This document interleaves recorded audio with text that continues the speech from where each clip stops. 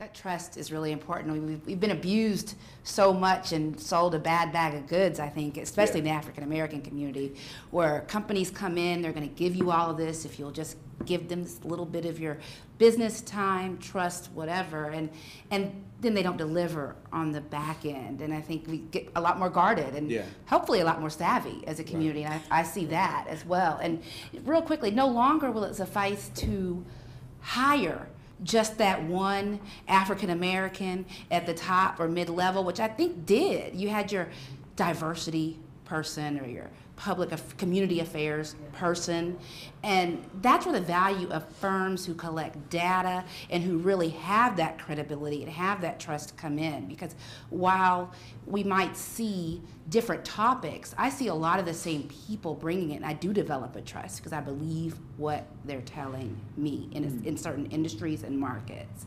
I think that's a huge piece of the deal. And that trust, I think, is important, really, in the Hispanic community as well. Gustavo, I think, you can correct me if I'm wrong, but from what we've seen, just last week we were out about, talking to businesses. There are going to be some changes due to a local transportation project that's going to be happening locally, and so there's going to be some impact to some local businesses, and the majority of those businesses are owned by Hispanic families, where they are new immigrants or they've been here for a while. But even in going in, it was funny because one of our staff members that was with me, she immediately went in and she said the name of the company that we were working for, and I was like, no, not our company, but the name of the company that we were representing. I was like, no, don't say that, because if you say that, they're going to immediately say that's okay. They're not going to want any information. And so I said we have to be really, really, really careful in our approach, because they may see us coming in trying to collect or be a representative of the city or something, saying that we're trying to collect data. And so even as we look to do those types of things, we went in and say, you know what, really, we're just here to provide you with some information. We want to leave our information. If you can come out, please do, and leave it at that. And so really, and again, because we didn't have that trust built and established, but as we go out and talk to them throughout the process, I think that's going to happen. So having that trust, I think, is going to be key, whether you're dealing with an African American audience or a Hispanic audience, just because of sheer nature of the response, especially when you're looking at public entities. I think, and I think that the census had great success in terms of getting responses back from people this past year, but they had a very aggressive campaign in those communities as well. And so I think you have to look at that trust that you build that happens over time. And the last thing that I will say, the one thing where I think companies go wrong in terms of their marketing and PR approach is really the consistency. You want to start something and you start it and you do it for 6 months and you stop, and you start and you stop and you start.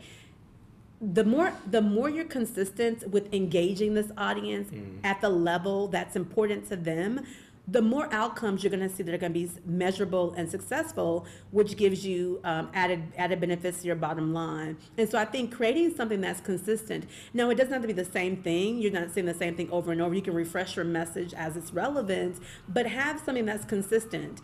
I think there are brands who do that very well. And right now, and you guys can give some examples as well, but I think even with the problems that they've had, they're doing a great job at it.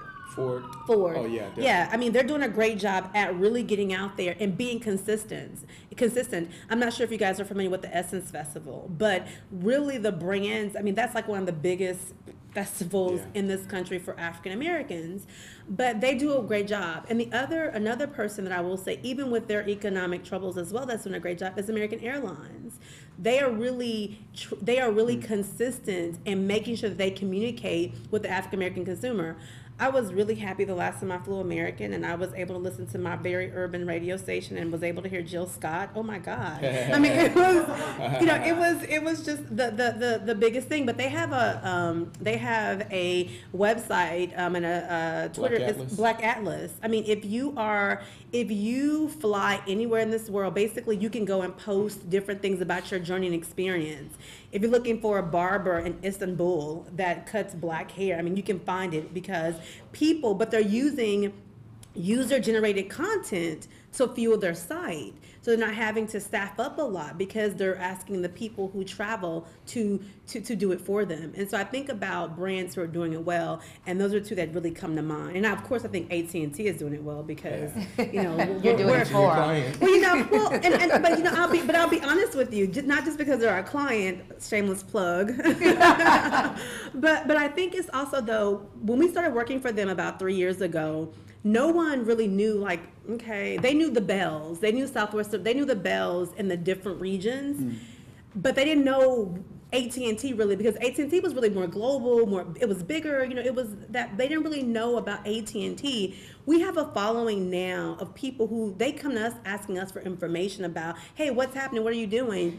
And I'd say, for example, we have a Facebook page that's dedicated to African Americans. That Facebook page, since I started, has grown. I mean, we have 40,000. We have, what's the number, Stephen? I think it was like 4,000. 40,000. Yeah.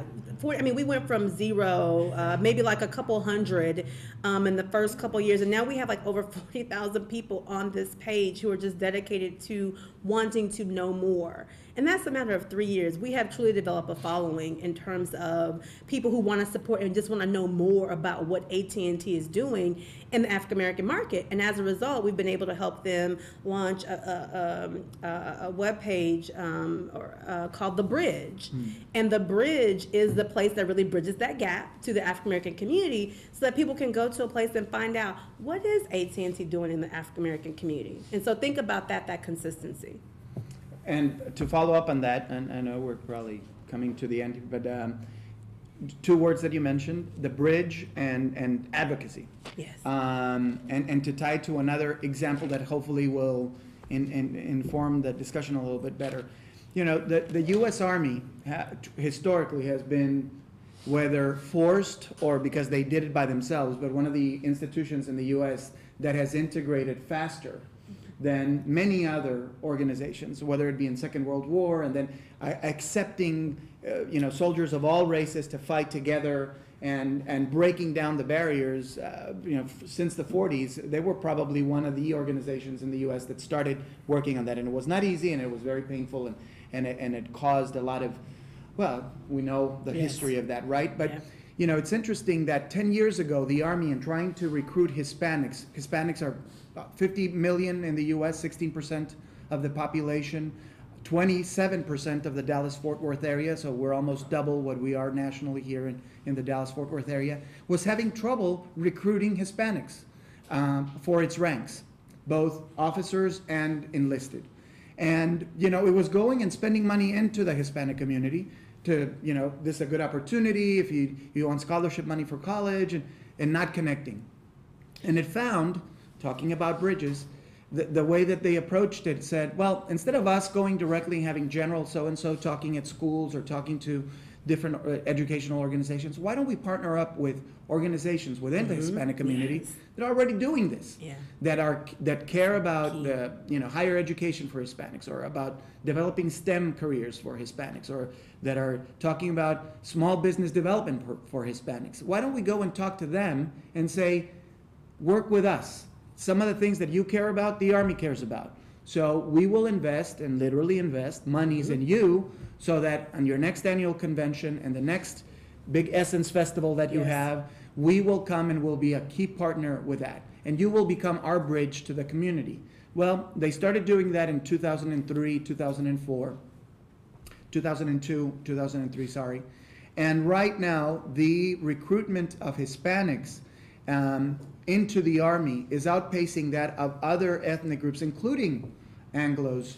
And I think that there is a clear correlation between when they started and the rate of which Hispanics are joining the Army. Now, 16% of Hispanics in the United States of the total population. So we should hope that eventually 16%, one would think, right, would be part of the Army. Right now, in terms of enlisted, it's about at 12% are Hispanic, and about only 5% are officers who are Hispanic in the Army. So there's still a long way to go. But when the Army started, they were at 9% for enlisted in 2003, 2004. So that's a huge gain, and at the rates that Hispanics are enlisting, definitely outpacing other ethnic groups. So that's an example of, if you can't do it directly, find those bridging organizations that will become your advocates within the community. All right. The only thing I wanted to say, I'm going to do some shameless plugging, but my friend Pepper Miller, she's the foremost expert on the African American consumer, and she's written this amazing book called Black Still Matters in Marketing, and yours truly here has co-written with her a couple of chapters in here. One is the case study from American Heart, and then the other chapter is talking about reaching the next generation African American consumer. But if you really want to know the detailed things about how to really authentically reach the African American consumer, I really recommend this book. And then also this week, Ad Age put out this in plain sight. Yeah, you can get very this good. online. I think the white paper is online. Yeah, right? the white paper is online. So you can get this online, but I highly recommend for Very anyone good. who wants to know more about the African American consumer to read this white paper. So that's what I wanted to say. Yeah, and in addition to that, the Nielsen also put out the State of the Hispanic Consumer this week as well. Actually, last week, the week of the 27th. But it's called the Hispanic Market Imperative. Really, some some really good insights in this report. I really found it to be interesting. But Nielsen has created a public affairs division that's kind of handling all of their ethnic audiences. So really dedicated to finding more insight into the African American consumer, the Hispanic community, the Asian demographic as well. And so they'll be producing a series of these studies throughout the next couple of years with key insights into those specific demographics. And so for me, this is monumental because it gives us some good data, and then it also kind of supports what we always say as well in terms of providing those metrics that we need to show to really make the business case for why you should speak directly to multicultural audiences. Well, has everyone learned something that they didn't know today? Great. And did everybody get some lunch? We're supposed to lunch and learn.